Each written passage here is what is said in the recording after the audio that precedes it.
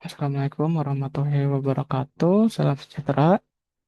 Perkenalkan, saya Roy Elisa dengan NIM 2355201119.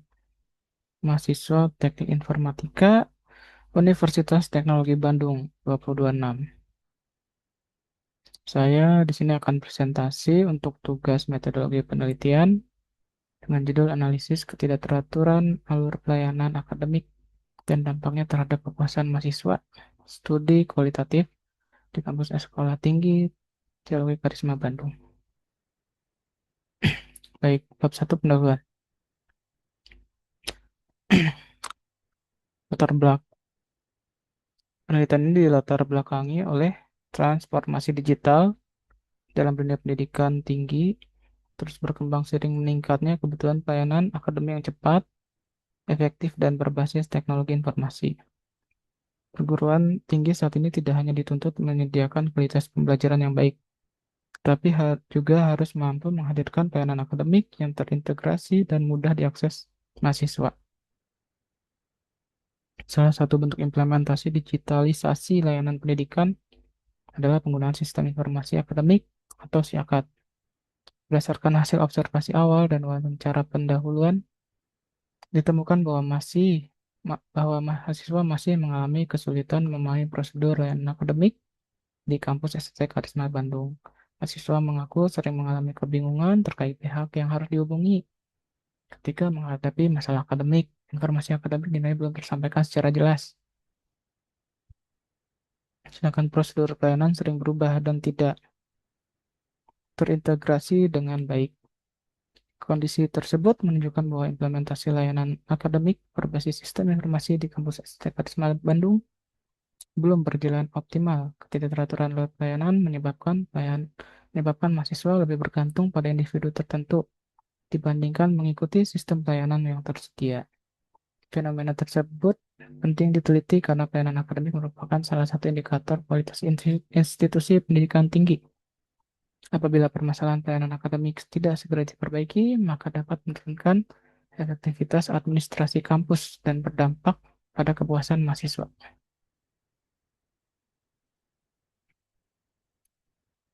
Identifikasi masalah yang terjadi, yang pertama ya, layanan akademik tidak terstruktur, di mana prosedur layanan belum tersampaikan dengan transparan kepada mahasiswa, sehingga informasi sulit diperoleh saat dibutuhkan.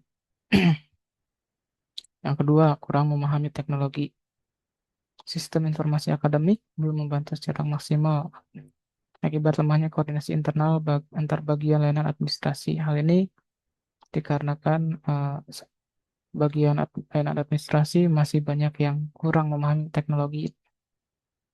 Yang ketiga ialah ketergantungan fitur, di mana ketidakteraturan alur mendorong timbulnya perilaku mahasiswa yang lebih mengandalkan jalur personal ke individu tertentu. Jadi, jadi terdapat mahasiswa yang hanya mengandalkan ke orang tertentu saja dan terkadang juga menghubungi bagian yang tidak sesuai dengan bidangnya. Selanjutnya, rumusan dan batasan masalah. Rumusan masalah penelitian yang pertama ialah bagaimana kejelasan prosedur layanan akademik di kampus Sekolah Tinggi Teologi Karisma Bandung. Yang kedua, mengapa mahasiswa mengalami kebingungan dalam layanan akademik. Yang ketiga, bagaimana efektivitas sistem layanan akademik dalam membantu mahasiswa. Yang keempat, bagaimana dampak ketidakteraturan alur layanan akademik terhadap mahasiswa. Yang kelima, bagaimana solusi yang dapat dilakukan untuk meningkatkan kualitas layanan akademik. Batasan wilayah dan subjek studi dibatasi secara spesifik di lingkungan kampus Sekolah Tinggi Teologi atau STT Karisma Bandung dengan melibatkan mahasiswa, staf akademik, dan pengelola sistem informasi akademik. Fokusnya ialah menganalisis hambatan administratif, koordinasi antar bagian, serta kemunculan perilaku ketergantungan figur atau person dependency yang memicu bypass birokrasi digital resmi. Kebaruan penelitian ini yang pertama ya, pendekatan kualitatif, yaitu bergeser dari dominasi angka kuantitatif ke analisis mendalam berdasarkan life experience atau pengalaman nyata. mahasiswa atas hambatan administrasi formal. Yang kedua, dampak person dependensi, yaitu eksplorasi mendalam atas perilaku bypass sistem di mana mahasiswa secara organik memilih menghubungi pimpinan secara personal dibanding mengikuti alur resmi. Landasan teoritis berdasarkan IS Success Model dari Delon dan McLean, keberhasilan sistem informasi diukur melalui tiga pilar. Yang pertama, sistem quality, keandalan dan kemudahan teknis akses sistem. Yang kedua, information quality, kejelasan dan relevansi info. Yang ketiga, service quality, kecepatan dukungan operasional sistem. Selanjutnya, dari Parasuraman et al. Itu ServQual, di mana kualitas layanan dievaluasi berdasarkan kesenjangan persepsi melalui 5 dimensi inti. Fokus utama pada kegagalan dimensi reliability atau ketidakkonsistenan arus dan responsiveness atau lambatnya respon pelayanan akademik.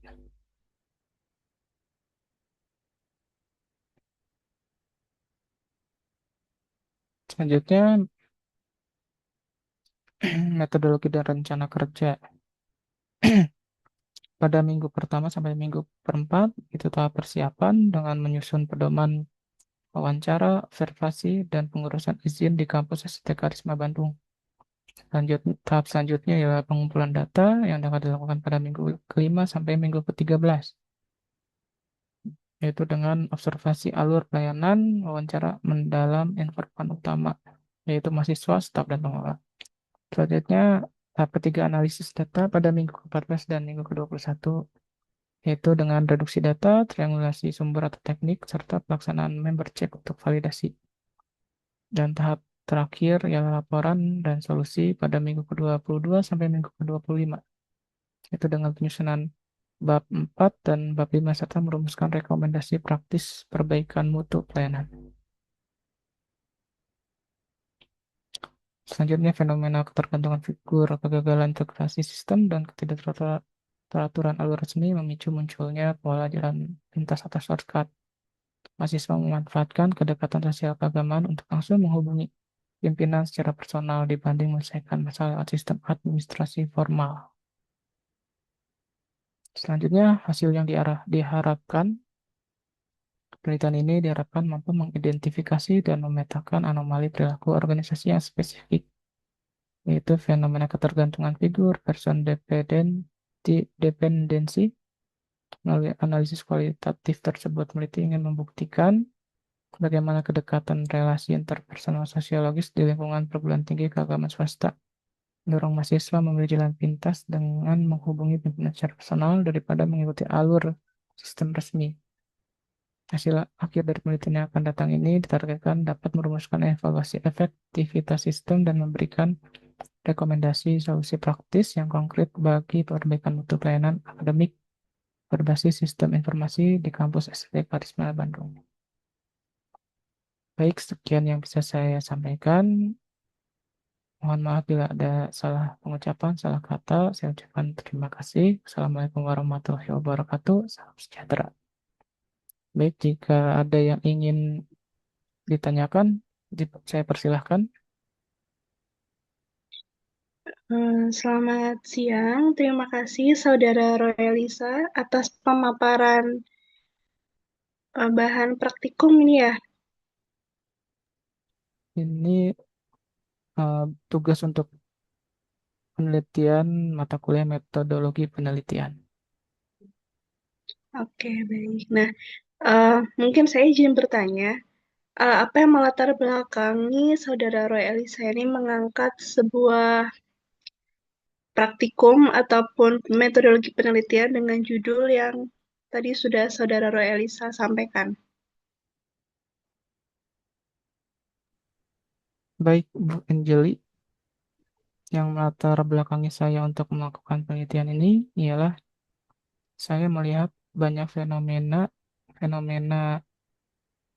di mana pada pelayanan administrasi akademik mahasiswa di STK Karisma Bandung, mahasiswa banyak yang tidak mengerti alurnya. Jadi banyak mahasiswa yang hanya mengandalkan satu orang itu saja dan masih terdapat juga mahasiswa yang tidak mengerti harus ke bagian mana untuk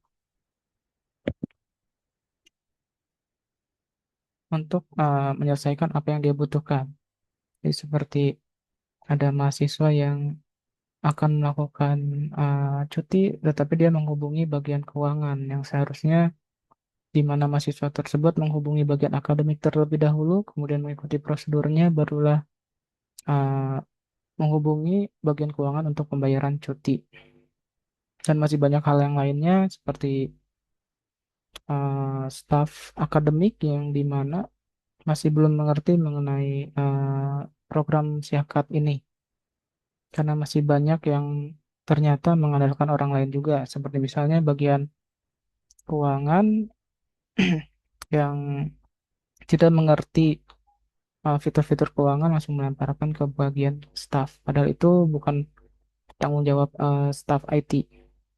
Jadi seperti itu, Bu. Oh, berarti saudara Roy ini memang melihat dari latar belakang kasus fenomena yang ada di lapangan ya. Iya, betul, Bu. Oke, mungkin itu saja sih yang ingin saya tanyakan. Terima kasih atas presentasinya. Baik, terima kasih juga untuk pertanyaannya dari Ibu Anjali. Baik, cukup sekian. Sekali lagi cukup sekian yang bisa saya presentasikan. Saya ucapkan terima kasih. Assalamualaikum warahmatullahi wabarakatuh. Salam sejahtera. Ya. Waalaikumsalam warahmatullahi wabarakatuh.